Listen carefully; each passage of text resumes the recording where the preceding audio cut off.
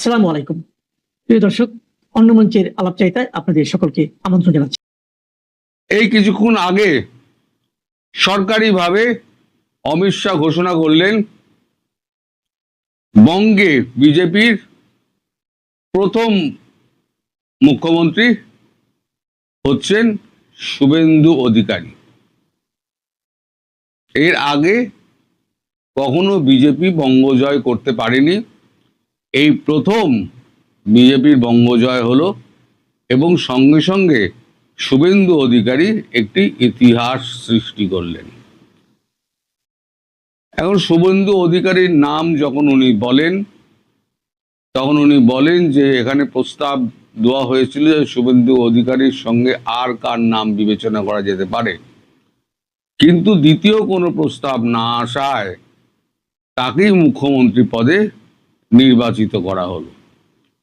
এইবার পরবর্তী যে নির্বাচন সেগুলো পরবর্তী বৈঠকে মানে মন্ত্রী পরিষদ যেটা গঠন হবে রাত্রিবেলা পরবর্তী মুখ্যমন্ত্রী শুভেন্দু অধিকারীর নেতৃত্বে বিভিন্ন ডিপার্টমেন্ট ভাগ।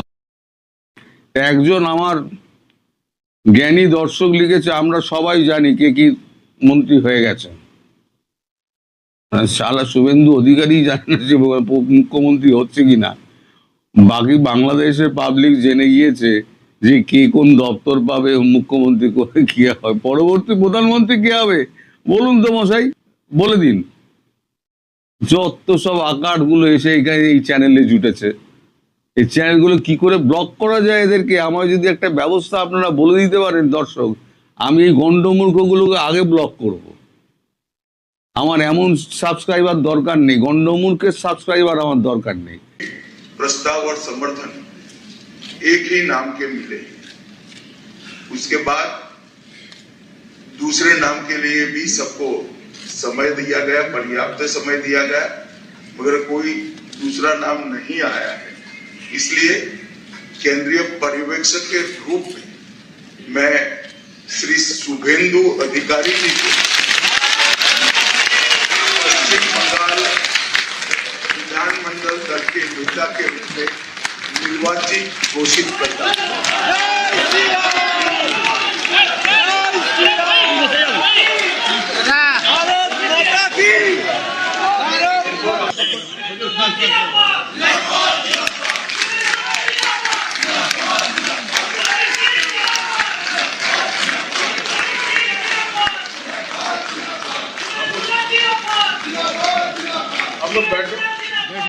এবার এতদিন ধরে যে অপেক্ষায় ছিল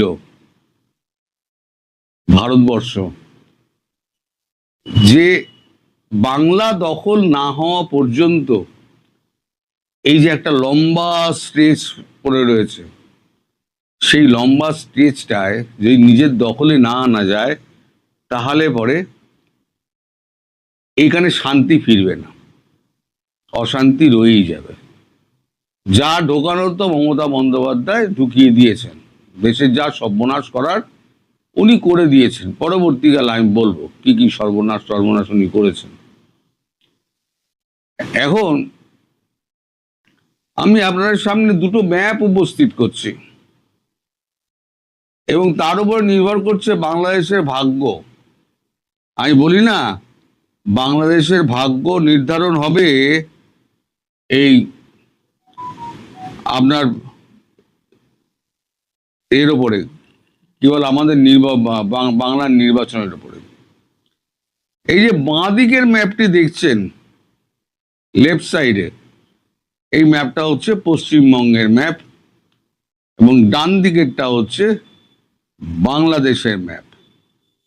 এই বাংলাদেশের ম্যাপে সবুজ অংশ যেগুলো দেখছি সেগুলো সমস্ত হচ্ছে জামাত। জামাত খুব সম্ভবত এখানে পেয়েছে আপনার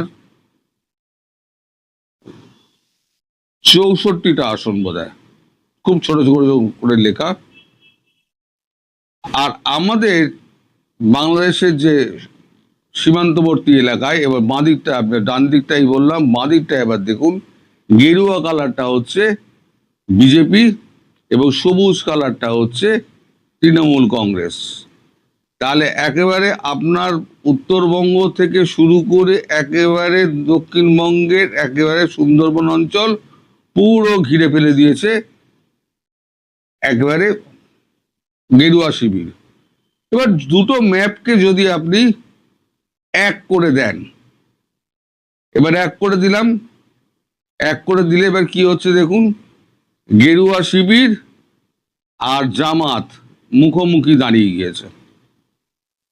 বাঁদিকে কলকাতার পশ্চিমবঙ্গের ম্যাপটা রয়েছে, একদম ওপর থেকে নিচে অব্দি সমস্ত নাম লেখা রয়েছে, জুম করে আপনারা দেখে নিতে পারেন। তাই বলছিলাম না যে জামাত একটা রাইট উইং আর একটা এপাশে এ দেশের একটা রাইট উইং, ও দেশের একটা রাইট উইং, দুটো মুখোমুখি দাঁড়িয়ে গিয়েছে। এবার কার কত শক্তি দেখা যাবে। কারণ আমার প্রশ্ন হলো, কারা যেন বলতো স্বৈরাচারী, কারা বলতো যেন ভারত দখল করব, ভারত নিপাত যাক, দিল্লি না ঢাকা, দিল্লি না ঢাকা, ঢাকা ঢাকা, দিল্লি দিল্লি, অনেক স্লোগান হতো। ভারতীয় পণ্য বয়কট দিয়ে নাটক শুরু হলো। তারপর স্বৈরাচারের দালাল হিসেবে সব ধোলাই শুরু হলো। এইবার হিসেব নিকেশ কষা হবে। আর 7-10টা দিন পরে একটু গভর্নমেন্টটা থিতু হয়ে গেলে, ডিপার্টমেন্টগুলো ভাগ হয়ে গেলে, 7-10টা দিন বাদে এইবারে ঠিক হবে যে কতটা স্ক্রু, কত লম্বা স্ক্রু, কতটা টাইট দিতে হবে বাংলাদেশকে, তবে বাংলাদেশ টাইট হবে। একটা কথা মনে রেখে দেবেন, এই বিএনপি জামাত আপনাদের বলে রেখে দিচ্ছে, এনসিপি যারা আছে, যত হিন্দুর গায়ে হাত পড়বে তার 4 গুণ মুসলমান কিন্তু এখানে হাত পড়বে। খুললাম আমি বলে দিলাম, একটা হিন্দুর গায়ে হাত পড়বে তো 4টে মুসলমানের গায়ে হাত পড়বে এখানে। এখনো পর্যন্ত যেগুলো আপনাদের রটিয়ে বেড়াচ্ছেন না, এখানে মসজিদ ভাঙা হচ্ছে, ওখানে মুসলমান ঠ্যাঙানো হচ্ছে, হ্যাঁ ঠ্যাঙানো হচ্ছে একেবারে মানে হিন্দু, মুসলমান, খ্রিস্টান, জৈন যারাই এই তৃণমূল করত, তারা সবাই ঠ্যাঙানি খাচ্ছে। ওখানে কোনো ধর্ম দেখা হচ্ছে না, নাম জিজ্ঞেস করা হচ্ছে না, তৃণমূল করতিস না মার। তা পরবর্তী দেখা গেল সে খ্রিস্টান, কারণ আমাদের কাছে প্রচুর খ্রিস্টান আছে, জৈন আছে, সবাই তার রাজনৈতিক মতধারায় বিশ্বাসী। সুতরাং যে কথাগুলো আপনাদের দেশে রটিয়ে দেওয়া হচ্ছে, যে এখানে মসজিদ ভাঙা হচ্ছে, একটা ভিডিও দেখাতে পারেন না তো? যত মুখে বক বক বক বক বক বক করে বেড়ান, আমরা তো ভিডিও দেখাই, আপনারা তো একটা ভিডিও দেখাতে পারেন না। কাগজে বাঘ, আপনারা নিজেদের টাইগার ভাবেন, আসলে আপনারা হচ্ছেন ছুঁচো, টাইগার নয়, ছুঁচো। যদি ছুঁচো না হতেন তাহলে সত্যিকারের বাঘ যারা আওয়ামী লীগ, তাদেরকে এরকম ভাবে নিষিদ্ধ করে তাদেরকে অন্তরালে রাখার জন্য এত চেষ্টা করতেন না। আমি একবার বলেছিলাম, আবার কথাটা আমার মনে পড়ে গেল, যে অন্তরালে থাকা হাসিনা দেশে থাকা হাসিনার থেকে অনেক বেশি ভয়ঙ্কর। এই হাসিনা যেদিনকে একটা ডাক দেবে, খুব বেশি দেরি নেই, আমি ডিসেম্বর বলেছি, সেটা হয়তো অনেক দূরে হয়ে গেছে, তার আগেই হয়তো খেল খতম হয়ে যাবে। কারণ মোল্লার দৌড় হচ্ছে মসজিদ পর্যন্ত, সেটা আমরা জানি। ওই যে বললাম, কত লম্বা স্ক্রু লাগবে আর কতটা টাইট দিতে হবে, সেটা এখন বিচার বিশ্লেষণ হবে। মোদিজি বসবেন, শুভেন্দু অধিকারী বসবেন, অমিত শাহ বসবেন, অজিত দোভাল বসবেন, ওখানে জয়শঙ্কর বসবেন, সবাই, রাজনাথ সিং থাকবেন, সবাই মিলে, এবং তিন সেনাবাহিনীর প্রধান থাকবেন। এবং যেরকম ডোজ দরকার, হোমিওপ্যাথি হলে হোমিওপ্যাথি হবে, নইলে অ্যালোপ্যাথি করা ডোজ দরকার হলে কেটে দাও, দরকার হলে কেটে দাও, অঙ্গ বিচ্ছেদ করো। ক্যান্সার হয়ে গেলে কি করতে হয়? যেখানে ক্যান্সার হয়ে যায়, পচে যায়, সেই হাতটা কেটে বাদ দিয়ে দেয়, অংশ বা শরীরে অংশটা কেটে বাদ দিয়ে দেয়। আপনাদের অবস্থা হবে সেই রকম। যে জন্য ভারতবর্ষ অপেক্ষা করছিল কেন্দ্রীয় সরকার, সেই অপেক্ষার দিন শেষ হয়ে গেছে। এবার অ্যাকশন শুরু। দেখতে থাকুন সামনে কি কি হয়। আর মনে রাখবেন, একটা হিন্দুর গায়ে হাত পড়লে 4টে মুসলমান পেটারি খেয়ে সিধে জেলে যাবে। এটা আমার কথা নয়, এটা হচ্ছে শুভেন্দু অধিকারীর কথা। একটা হিন্দুর গায়ে হাত পড়লে তাহলে পরে 4টে মুসলমান আমরা এখানে জেলে ঢোকাবো, পে দিয়ে ছাল চামড়া তুলে রেখে, যাতে 3 মাস বসে সে পটি না করতে পারে। সবাই ভালো থাকবেন। ত্রয়োদশ জাতীয় সংসদ নির্বাচনে বিএনপির জয়ের পর প্রথম সংবাদ সম্মেলনে বাংলাদেশের প্রধানমন্ত্রী তারেক রহমানকে এক বিদেশি সাংবাদিক প্রশ্ন করেছিলেন, বাংলাদেশে এখনো অনেক মানুষ আওয়ামী লীগের সমর্থক, তাদের সঙ্গে রিকনসিলিয়েশন কিভাবে হবে? তারেক রহমানের উত্তর ছিল, আইনের শাসন নিশ্চিত করার মাধ্যমে। কিন্তু তারেক রহমানের প্রধানমন্ত্রীত্বের 1 মাসের মধ্যে দেখা মিলে সেই আইনের শাসনের নমুনা, যেটির নাম শোন অ্যারেস্ট বা গ্রেফতার দেখানো। আর এর জন্য হাতিয়ার হিসেবে ব্যবহার করা হচ্ছে বিশেষ ক্ষমতা আইন এবং সন্ত্রাস বিরোধী আইনের মতো কিছু নিবর্তনমূলক আইন। বিবিসি বাংলার খবরে বলা হচ্ছে, এসব মামলা আর শোন অ্যারেস্ট থেকে মুক্তি মিলছে না স্কুলগামী শিক্ষার্থীদেরও।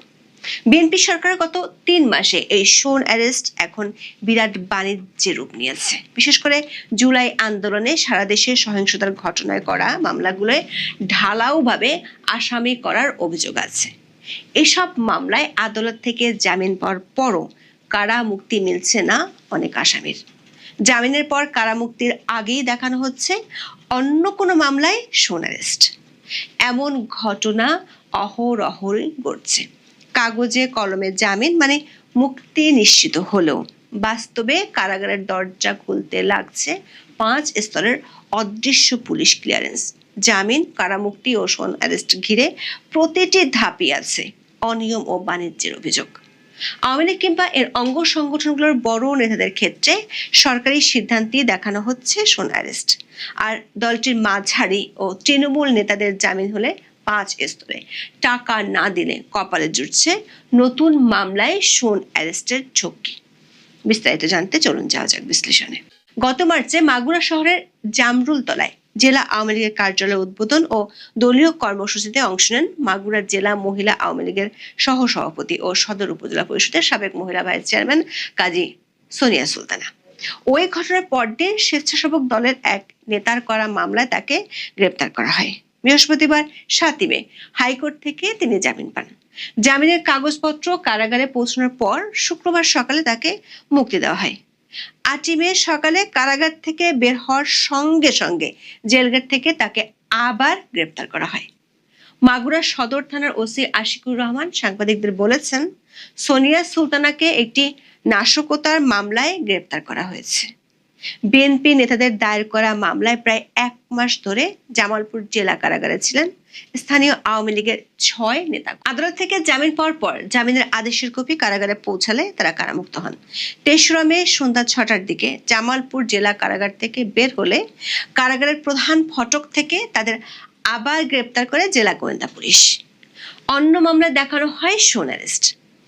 বরগুনা আমতলী উপজেলা আওয়ামী লীগের যুগ্ম সাধারণ সম্পাদক ও আমতলী উপজেলার চওড়া ইউনিয়ন পরিষদের চেয়ারম্যান বাদল খানকে একইভাবে গ্রেপ্তার করা হয় গত 30 এপ্রিল। আমতলী পৌরসভা কার্যালয় ভাঙচুরের অভিযোগে গত 10 এপ্রিল রাতে তাকে একটি অনাথ আশ্রম থেকে গ্রেপ্তার করে যৌথ বাহিনী।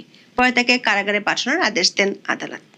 এই মামলায় জামিন পেয়ে বুধবার গত 30 এপ্রিল রাতে কারাগার থেকে বের হয়ে যাওয়ার সময় পুলিশ তাকে আটক করে। পরে বিস্ফোরণ দ্রব্য আইনে দায়ের করা মামলা এবং বিশেষ ক্ষমতা আইনে দায়ের করা মামলায় তাকে শোন অ্যারেস্ট দেখানো হয়। এর আগে গত 17 মার্চ লালমনিরহাট কালীগঞ্জ উপজেলার মাদাতি ইউনিয়ন পরিষদের চেয়ারম্যান জাহাঙ্গীর আলম বিপ্লব আদালত থেকে জামিন পেয়ে কারাগার থেকে মুক্তি পাওয়ার পরপরই আবারও তাকে গ্রেফতার করা হয়। গত 12 মার্চ রাতে নিজ বাসভবন থেকে সন্ত্রাস বিরোধী আইনের একটি মামলায় অজ্ঞাতনামা আসামি হিসেবে জাহাঙ্গীর আলম বিপ্লবকে গ্রেপ্তার করেছিল কালীগঞ্জ থানা পুলিশ। এরপর 16 মার্চ জেলা ও দায়রা জজ আদালত তার জামিন মঞ্জুর করেন। জামিনের কাগজপত্র যাচাই বাছাই শেষে 17 মার্চ সকালে কারামুক্ত হন জাহাঙ্গীর আলম বিপ্লব। সামাজিক মাধ্যমে ছড়িয়ে পড়া একটি ভিডিওতে দেখা গেছে জেল গেটে তার আইনজীবী ও আপন ভাই অ্যাডভোকেট হুমায়ুন কবির কাজল সহ সমর্থকরা তাকে অভ্যর্থনা জানিয়ে গাড়ির দিকে নিয়ে যাচ্ছিলেন। ঠিক সেই মুহূর্তে ডিবি পুলিশের একটি দল তাদের পথ আটকে দেয়। এরপর পাশ থেকে আরো 3 জন পোশাকধারী ডিবি পুলিশ সদস্য এসে তাকে টেনে হিঁচড়ে পুলিশের গাড়িতে তুলতে শুরু করেন। এ সময় আইনজীবী ও সমর্থকদের সঙ্গে পুলিশের ধস্তাধস্তিও হয়। চেয়ারম্যানের বড় ভাই অ্যাডভোকেট হুমায়ুন কবির কাজল অভিযোগ করে বলেন, আদালত জামিন দেওয়ার পরও কোনো সুনির্দিষ্ট পরোয়ানা বা নতুন মামলা ছাড়াই তাকে কারাগারের ফটক থেকে তুলে নিয়ে যাওয়া হয়েছে। এমন ঘটনা কম বেশি দেশের কোথাও না কোথাও প্রতিদিনই ঘটছে। তবে সেটি ঘটছে আওয়ামী লীগ কিংবা দলটির সাথে সংশ্লিষ্ট নেতা কর্মীদের ক্ষেত্রে। অথচ গণমাধ্যমের খবরে বলা হচ্ছে গ্রেপ্তারের পর দেদারসে জামিন নিয়ে বের হয়ে যাচ্ছে ডাকাত ও ছিনতাইকারীরা। আইনজীবীরা বলছেন, সিআরপিসি অনুযায়ী এবং সুপ্রিম কোর্টের বিভিন্ন নজির অনুযায়ী আদালত জামিন মঞ্জুর করার পর তা কার্যকর করা প্রশাসনের দায়িত্ব। জামিন পাওয়া আসামিকে অযথা কারাগারে আটকে রাখা বা কারামুক্তিতে দেরি করা আইনের পরিপন্থী। এর ফলে প্রশ্ন উঠছে আদালতের আদেশ বাস্তবায়ন নিয়ে। দেখা গেছে জামিন আদেশ জারির পর আসামিকে মুক্তি পেতে ক্লিয়ারেন্সের জন্য প্রথমে ডিসি প্রসিকিউশন, বিভাগীয় পুলিশ কার্যালয়, গোয়েন্দা বিভাগ, সংশ্লিষ্ট থানা হয়ে আবার কারাগারে পাঠানো হয়। এই সুযোগে এসব অদৃশ্য ক্লিয়ারেন্স ঘিরে অভিযোগ উঠেছে ঘুষ লেনদেনের। ভুক্তভোগীদের দাবি, অনেক ক্ষেত্রে অসাধু পুলিশ কর্মকর্তারা এই প্রক্রিয়াকে ব্যবহার করে কার্যত জিম্মি করে অর্থ আদায় করছেন, বিশেষ করে রাজনৈতিক মামলার আসামিদের কাছ থেকে। অন্যদিকে জুলাই আন্দোলনে সহিংসতায় জড়িত ছিলেন এমন আসামিদের অন্তর্বর্তী প্রতিবেদনের মাধ্যমে মামলা থেকে অব্যাহতির সুপারিশ করা হয়েছে। দেখা গেছে জামিন পেলেও সহজেই আসামিদের মুক্তি মিলছে না।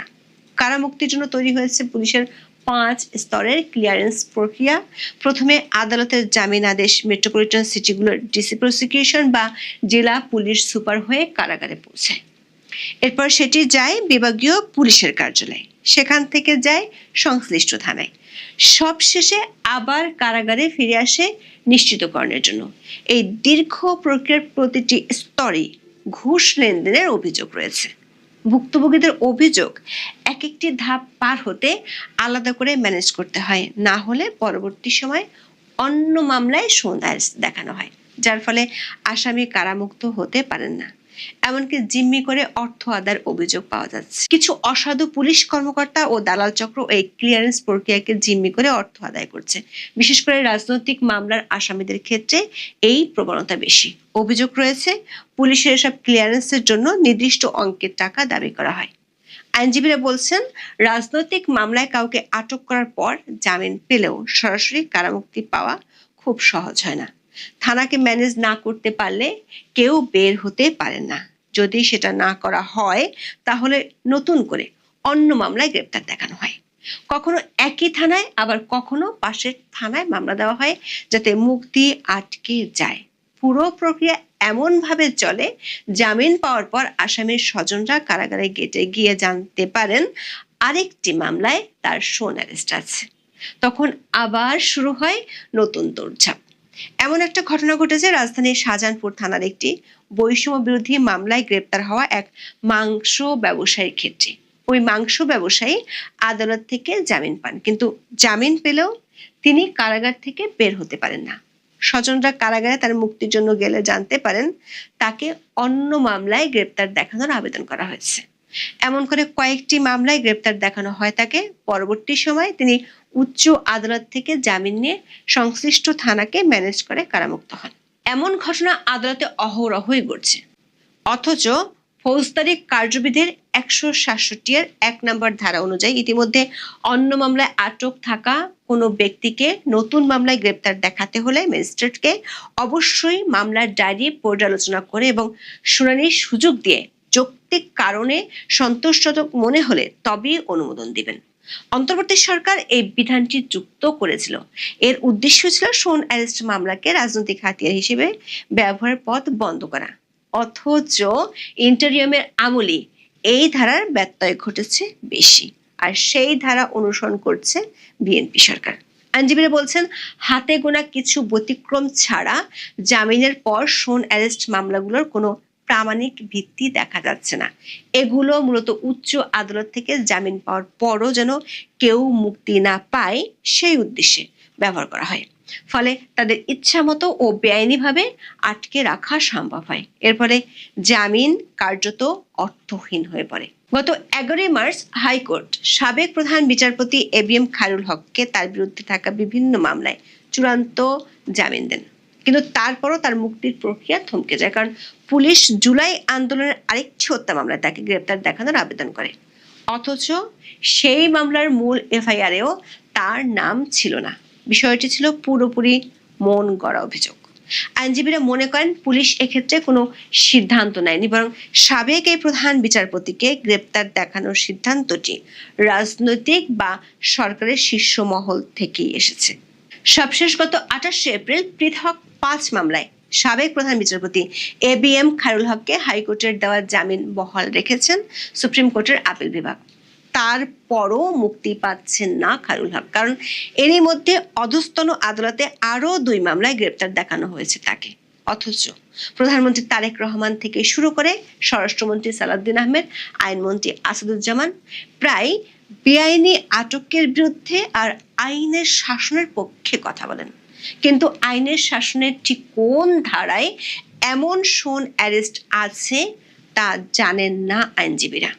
শোন অ্যারেস্ট দেখিয়ে কয়েক দফা ঠেকিয়ে রাখা হয়েছে নারায়ণগঞ্জের সিটি কর্পোরেশনের সাবেক মেয়র সেলিনা হায়াৎ আইভীর কারামুক্তি।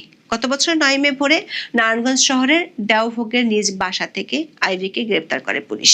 পরে তাকে বৈষম্য বিরোধী আন্দোলনের ঘটনায় হওয়া 3টি হত্যা মামলা ও 2টি হত্যা চেষ্টা মামলায় গ্রেপ্তার দেখানো হয়। এই 5 মামলায় হাইকোর্ট থেকে গত বছরের 9 নভেম্বর জামিন পান কারাবন্দী সেলিনা হায়াৎ আইভী। সর্বশেষ 10 মামলায় জামিনের পর সিদ্ধিরগঞ্জ থানার 2টি মামলায় গত 2রা মার্চ ও অন্যটিতে 12 এপ্রিল তাকে গ্রেপ্তার দেখানো হয়। নতুন করে সিদ্ধিরগঞ্জ থানায় ওই 2 গ্রেপ্তার দেখানোর প্রক্রিয়া নিয়ে হাইকোর্টে রিট করেন আইভী। রিটের প্রাথমিক শুনানি নিয়ে হাইকোর্ট 26 এপ্রিল রুল সহ আদেশ দেন। সর্বশেষ সিদ্ধিরগঞ্জ থানার পৃথক 2টি মামলায় আইভীকে গ্রেপ্তার দেখানো কেন আইনগত কর্তৃত্ব বহির্ভূত ও মৌলিক অধিকারের পরিপন্থী ঘোষণা করা হবে না রুলে তা জানতে চাওয়া হয়েছে। এর মধ্যে বিবিসি বাংলার একটি খবর দিচ্ছে আরো ভয়ঙ্কর তথ্য। খবরটিতে বলা হয়েছে, বাংলাদেশের সম্প্রতি নিষিদ্ধ সংগঠন ছাত্রলীগের সঙ্গে যুক্ত থাকার অভিযোগে স্কুল শিক্ষার্থীদের গ্রেপ্তার এবং মাধ্যমিক পরীক্ষায় বসতে না পারার কয়েকটি ঘটনা সামনে এসেছে। বিশেষ ক্ষমতা আইন, সন্ত্রাস বিরোধী আইনের মতো বিতর্কিত আইনের বিভিন্ন ধারায় আটক এসব কিশোরদের অনেকে জামিনও পাচ্ছেন না। সুপ্রিম কোর্টের সিনিয়র আইনজীবী ওমর ফারুক বিবিসি বাংলাকে বলেছেন, আইন অনুযায়ী মহিলা, বৃদ্ধ, শিশু কিংবা অসুস্থ থাকলে তাদের জামিন অযোগ্য ধারায় মামলা হলেও জামিন দিতে পারবে, কিন্তু নির্বাচনের পরদিনই আইনের শাসন নিশ্চিত করার ঘোষণা দেয়া বিএনপি সরকারের আমলে স্কুল শিক্ষার্থীরা শুধু গ্রেপ্তারই হচ্ছে না, পরীক্ষাও দিতে পারছে না। চলতি বছরের জানুয়ারি থেকে 5 মে পর্যন্ত পরিসংখ্যানে দেখা যায় সন্ত্রাস বিরোধী সহ 4টি আইনের অধীনে গ্রেপ্তারের পর শিশু উন্নয়ন কেন্দ্রে আনা হয়েছে 128 জনকে। এদের বেশিরভাগেরই জামিন মিলছে না। এখন এ পর্যন্ত। সবাই ভালো থাকুন, সুস্থ থাকুন।